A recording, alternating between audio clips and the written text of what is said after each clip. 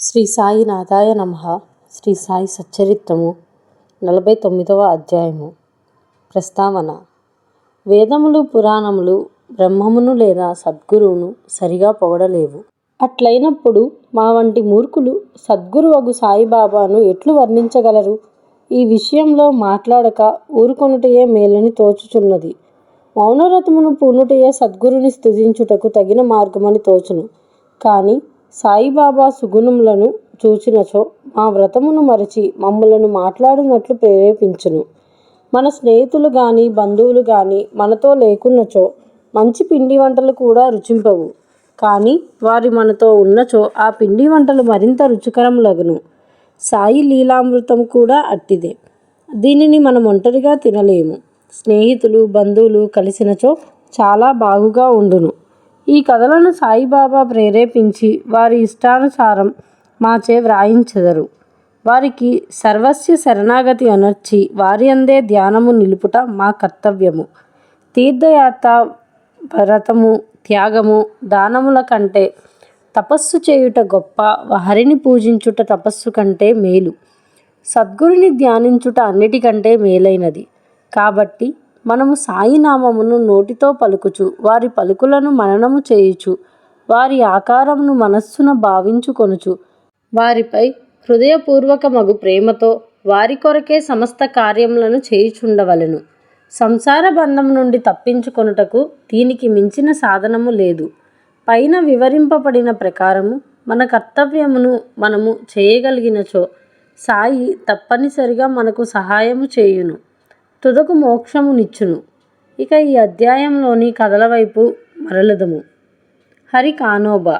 హరికానోబా అను బొంబాయి పెద్ద మనుష్యుడొకడు తన స్నేహితుల వల్ల బంధువుల వల్ల బాబా లీలలు అనేకములు వినెను. కానీ నమ్మలేదు. కారణమేమన అతడిది సంశయ స్వభావము.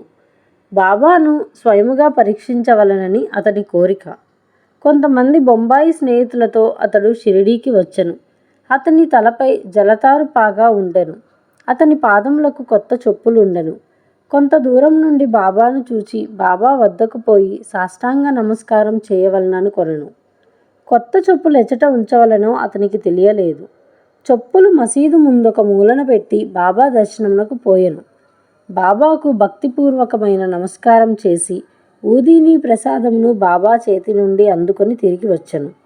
మూలకు పోయి చూచుసరికి చెప్పులు కనిపించలేదు. చెప్పుల కొరకు వెతికెను. కాని నిష్ప్రయోజనమయ్యెను. చాలా చికాకు పడుచు బసకు వచ్చెను. అతడు స్నానము చేసి పూజ చేసి నైవేద్యం పెట్టి భోజనమునకు కూర్చుండెను. కాని తన చెప్పుల గూర్చియే చింతించుచుండెను. భోజనానంతరం చేతులు కడుగుటకు బయటకు వచ్చెను. ఒక మరాఠీ కుర్రవాడు తన వైపు వచ్చుట చూచెను. ఆ కుర్రవాని చేతిలో ఒక కర్ర ఉండెను. దాని చివరన కొత్త చెప్పుల జత వేలాడుచుండెను. చేతులు కడుగుకొనుటకు బయటకు వచ్చిన వారితో అతడు బాబా తనను పంపేనని వీధిలో హరీకా బేటా జరీకా పేట అని అరుచుమనియు చెప్పెను. ఎవరైనా ఆ చెప్పులు తమవే అన్నచో అతని పేరు హరి అనియు అతడు కానోబా కొడుకనియు అతని తలపై జరీపాగా కలదా అని సంగతి పరీక్షించిన తర్వాత చెప్పులనిచ్చివేయమని చెప్పెనను. ఆ కుర్రవాడు ఇట్లు చెప్పుట విని హరికానోబా ఆశ్చర్యానందములు పొందెను. కుర్రవాని వద్దకు పోయి చెప్పులు తనవని రూఢీ చేసెను. అతడు తన పేరు హరి అనియు తాను కానోబా కుమారుడుననియు తన తలపై ధరించు జరీపాగా చూపెను. ఆ కుర్రవాడు సంతృప్తి చెంది చెప్పులనిచ్చివేసెను. హరికానోబా మిక్కిలి ఆశ్చర్యపడెను.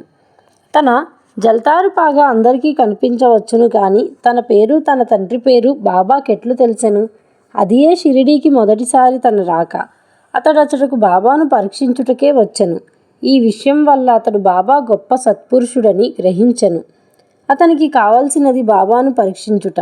అది పూర్తిగా నెరవేరెను. సంతోషముతో ఇంటికి పోయెను. సోమదేవస్వామి. బాబాను పరీక్షించుటకై ఇంకొకరు వచ్చిరి. వారి కథను వినుడు.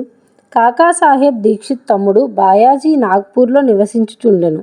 1906వ సంవత్సరంలో హిమాలయమునకు పోయినప్పుడు సోమదేవస్వామి అను సాధువుతో అతనికి పరిచయం కలిగెను. ఆ సాధువు గంగోత్రికి దిగువ ఉత్తర కాశీకి చెందినవాడు. వారి మఠము హరిద్వారంలో కలదు.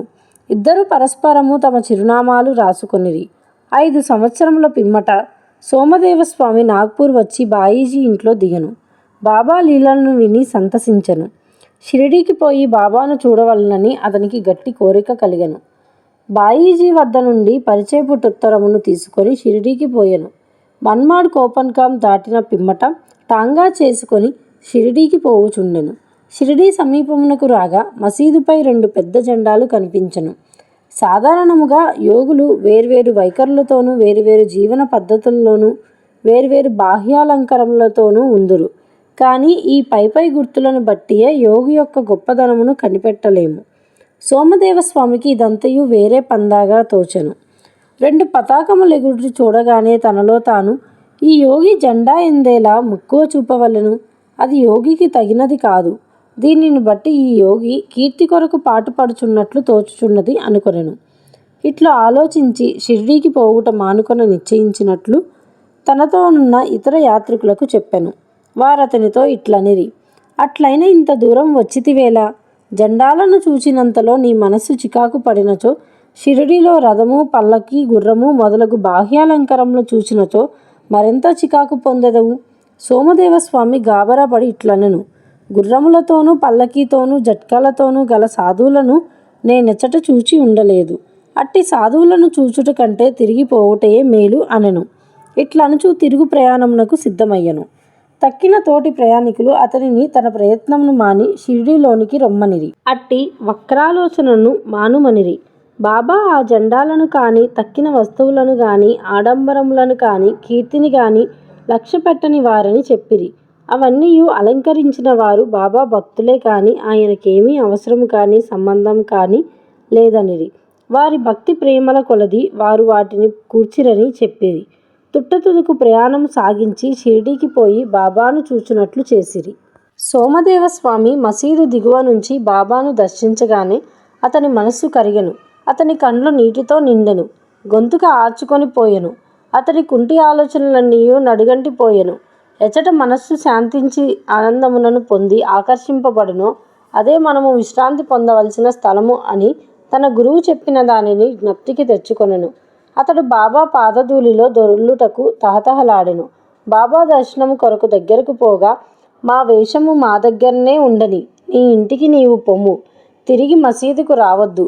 ఎవరైతే మసీదుపై జెండా ఎగురవేయుచున్నారో అట్టి వారి దర్శనము చేయనేలా? ఇది యోగి లక్షణమా? ఇక్కడ ఒక నిమిషమైనా ఉండవద్దు అనెను. ఆ స్వామి మిగుల ఆశ్చర్యపడెను. బాబా తన మనస్సును గ్రహించి బయటికి ప్రకటించుచున్నారని తెలుసుకొనెను. అతడెంత సర్వజ్ఞుడు, తాను తెలివి తక్కువ వాడనియు బాబా మహానుభావుడనియు గ్రహించెను.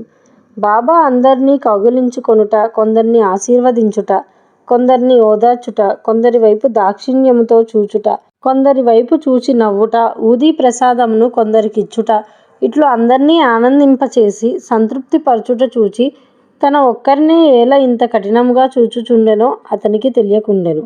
తీవ్రంగా ఆలోచించి బాబా చేసినదంతయు తన అంతరంగమున ఉన్న దానితో సరిగా ఉండెనని గ్రహించెను. దానివల్ల పాఠము నేర్చుకొని వృద్ధి పొందుటకు యత్నించవలెనని గ్రహించెను. బాబా కోపము మారు రూపంతోనున్న ఆశీర్వాదమే అనుకొనెను. కొన్నాళ్ళ పిమ్మట బాబా యందు అతనికి నమ్మకము బలపడెను. అతడు బాబాకు గొప్ప భక్తుడయ్యెను. నానాసాహెబ్ చందోర్కర్. ఈ అధ్యాయమును హేమంత్ పంత్ నానాసాహెబ్ చందోర్కర్ కథతో ముగించెను. ఒకనాడు నానాసాహెబ్ మసీదులో మహల్సాపతి మొదలగు వారితో కూర్చొని ఉండగా బీజాపూర్ నుంచి ఒక మహమ్మదీయుడు కుటుంబంతో బాబాను చూచుటకు వచ్చెను. అతనితో గోశాస్త్రీలుండుటచే నానాసాహెబ్ అచట నుంచి లేవనించెను. కాని బాబా అతని నివారించెను. స్త్రీలు వచ్చి బాబా దర్శనము చేసుకొనిరి. అందులో ఒక స్త్రీ ముసుగు తీసి బాబా పాదములకు నమస్కరించి తిరిగి ముసుగు వేసుకొనెను. నానాసాహెబ్ ఆమె ముఖ సౌందర్యమును చూచి మరలా చూడగోరెను. నానా యొక్క చంచల్యమును చూచి స్త్రీలు వెళ్ళిపోయిన పిమ్మట బాబా నానాతో ఇట్లనెను, నానా, అనవసరముగా చికాకు పడుచుంటివేలా? ఇంద్రియములను వాని పనులను చెయ్యనిమ్ము. వానిలో మనము జోక్యము కలగజేసి కొనరాదు. దేవుడు ఈ సుందరమైన ప్రపంచమును సృష్టించి ఉన్నాడు. కాన అందర్నీ చూచి సంతసించుట మన విధి. క్రమముగాను మెల్లగాను మనస్సు స్థిరపడి శాంతించును. ముందు ద్వారము తెరిచియుండగా వెనక ద్వారము గుండా పోనేలా? మన హృదయము స్వచ్ఛముగా ఉన్నంత వరకు ఏమీయూ దోషం లేదు. మనలో చెడ్డ ఆలోచన లేనప్పుడు ఇతరులకు భయపడనేలా? నేత్రములు వాని పని అవి నెరవేర్చుకొనవచ్చును. నీవు సిగ్గుపడి బెదరనేలా. శ్యామ ఇచ్చటనే ఉండెను, కాని బాబా చెప్పిన దానిని గ్రహించలేకపోయెను. ఇంటికి పోవు దారిలో శ్యామ ఆ విషయమై నానాను అడిగెను. ఆ చక్కని స్త్రీ వైపు చూచి తాను పొందిన ఆ చంచలత్వమును కూర్చి నానా చెప్పెను. బాబా దానిని గ్రహించి ఎట్లు సలహానిచ్చెనో వివరించెను. బాబా చెప్పిన దాని భావము నానా ఇట్లా చెప్పదొడంగెను. మనస్సు సహజముగా సంచలమైనది. దానిని ఉద్రేకించినట్లు చేయరాదు. ఇంద్రియములు చలింపవచ్చును. శరీరము స్వాధీనమందుంచుకొనవలెను. దాని ఓరిమి పోవునట్లు చేయరాదు. ఇంద్రియములు విషయములపై పరిగెత్తును, కాని మనము వాని వెంట పోరాదు.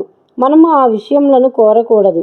క్రమముగాను నెమ్మదిగాను సాధన చేయుట వలను సంచలత్వమును జయించవచ్చును. ఇంద్రియములకు మనము లోబడకూడదు, కానీ వానిని మనము పూర్తిగా స్వాధీనమందుంచుకొనలేము. సమయానుకూలముగా వాని నణిచి సరిగా ఉంచుకొనుచుండవలెను. నేత్రములు అందమైన వానిని చూచుట కొరకై ఇవ్వబడినవి. విషయముల సౌందర్యమును నిర్భయముగా చూడవచ్చును. భయమునకు కానీ లజ్జకు కానీ అవకాశము లేదు. దురాలోచనలు మనస్సునందుంచుకొనరాదు. మనస్సున ఎట్టి కోరికయు లేక భగవంతుని సుందరమైన సృష్టిని చూడుము. ఈ విధముగా ఇంద్రియములను సులభముగాను సహజముగాను స్వాధీనము చేసుకొనవచ్చును.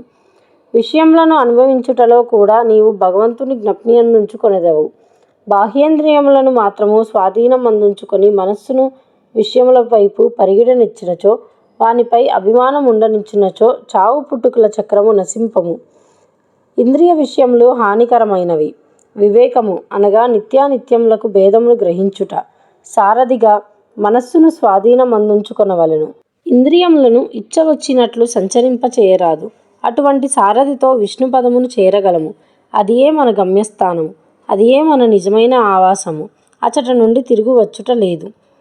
49వ అధ్యాయము సంపూర్ణము. సద్గురు శ్రీ సాయినాథార్పణమస్తు.